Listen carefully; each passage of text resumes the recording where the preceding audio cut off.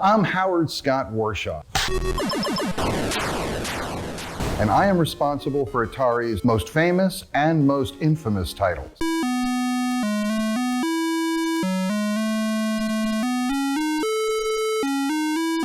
Raiders of the Lost Ark for the Atari 2600 is my white whale. This 1982 exclusive for the hardware was developed by Howard Scott Warshaw. Yes, that Howard Scott Warshaw. After the success of Yar's Revenge, his first and probably best creative output for the company, he was chosen to adapt the cinematic masterpiece to the video game console with the blessing of the iconic director himself. Now, I'll give him this, it was an ambitious undertaking and he definitely tried, but this thing is way too cryptic, finicky, and unintuitive in almost every way. First, the controls. 2 joysticks are required, one to move Indy around and deal with the gear, while the other manages the items. Here I'm using 2 Genesis pads because I had them handy, and I've got to admit, the getting around isn't too bad. Everything's responsive and competently programmed when it comes to the movement. So far, so good. Yeah, well, good luck without a guide. I've read about people beating this game back in the day on their own, and I call bullshit on that. Destroying this specific wall with a grenade is the first major task. It's entirely feasible that someone parsed this out after countless hours of ending up in this hell pit over and over and over, but why not ease the player in with a light, logical puzzle before dumping everything from the get-go? On the first screen, the whip. You can't tell me there wasn't a better way to draw a basic whip on the limited hardware. Then, the market, where you gather a full inventory bar's worth of other goodies. Now, it's just overwhelming. Give me the whip, because I'm goddamned Indiana Jones, and one more item, not a bunch. The grenade. Just give me the grenade. Boom. Right there, little me would have had at least a clue that something somewhere was destructible. Instead, you're expected to swap through this and that through agonizing, time-wasting bouts of trial and error. Drip feed instead of bombard.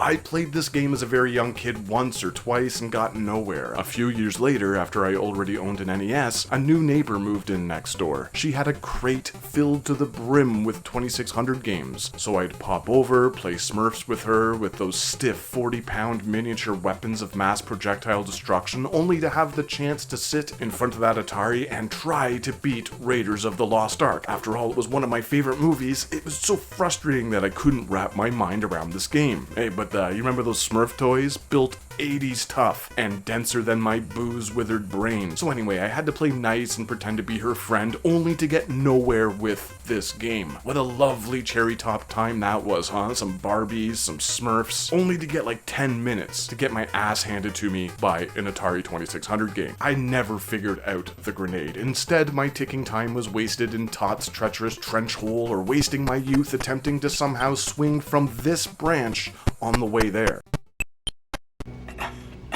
Call me an idiot, but these screens are butted up against each other, so I thought the solution was somewhere here. Insanity, right? Now, story time isn't over. It wasn't until college, when a buddy and I sat down with his Atari collection, that progress was made, cheaply with the aid of a slow dial-up internet connection on a computer that belonged in a museum even then. That belongs in a museum!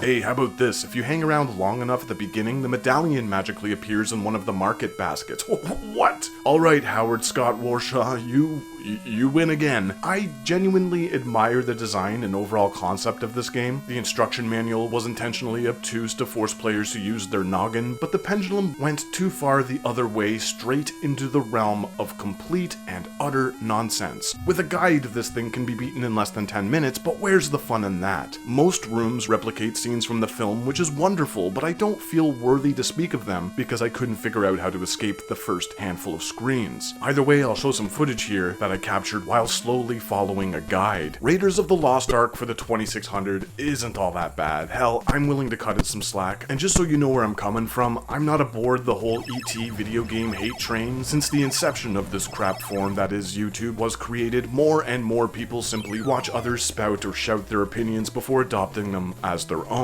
How dare you speak ill of something I watched someone else play and review? As a kid practically born with a 2600 controller in their hand, I can assure you there are far worse things than Raiders of the Lost Ark and ET for the console, especially during the money-grubbing elderly era where Atari would allow anything to be published for the struggling company.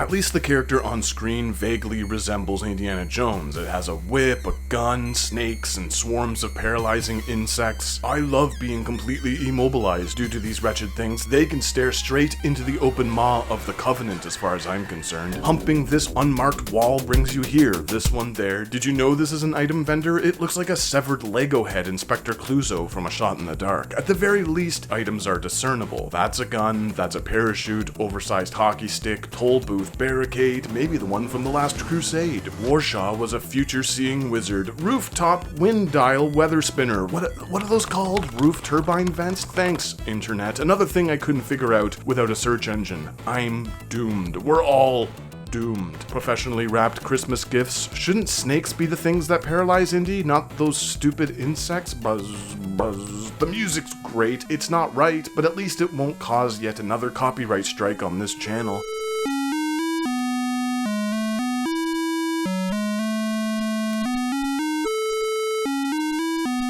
Remember Adventure? That was a fun game on the 2600. Also, David Crane's Pitfall was released this same year. Could you imagine if that was the actual licensed indie game we got? Oh, we would be so happy. Indie game, not indie game.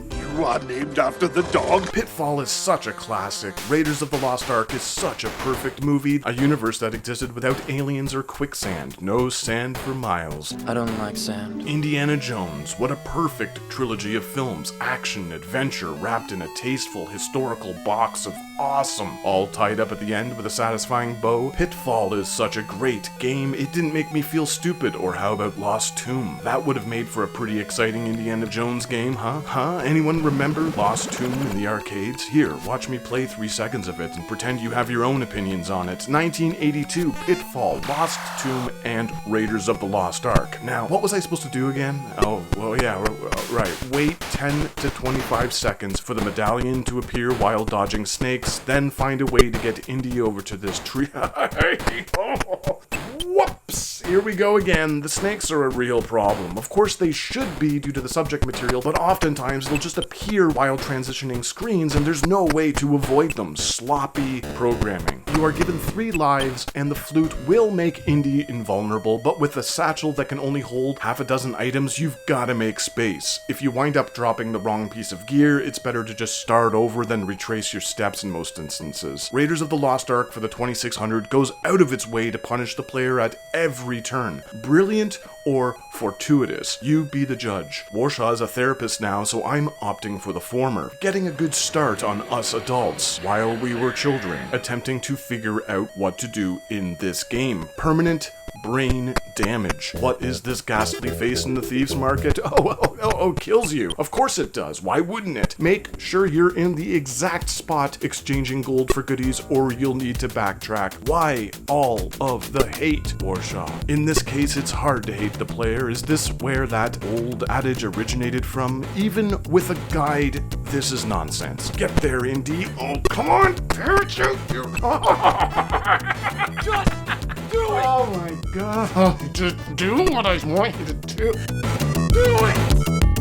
Just do it. Hit the car, Jack. It's time to change Indy's tires. Motor van! Don't touch anything in this room. Why is grappling such a chore? At least trying to line this itty-bitty quick and shitty dot feels like I'm playing a game, like I understand what needs to happen for once. Stop stealing my gear, you stupid thieves.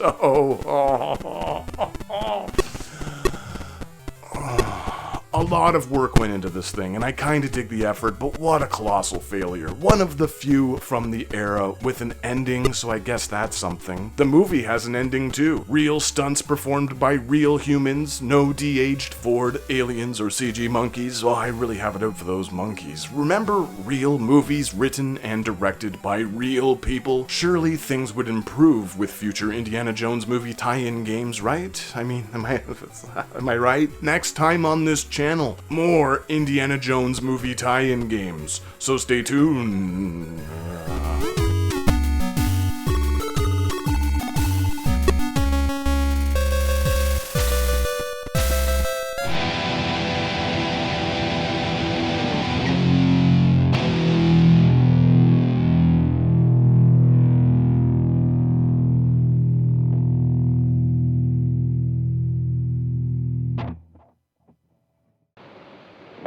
hear me.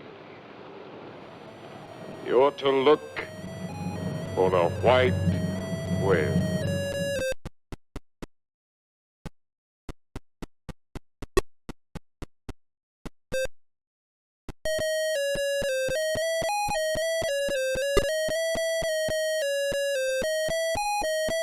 We've got some information here, but we can't make anything out of it, and maybe you can.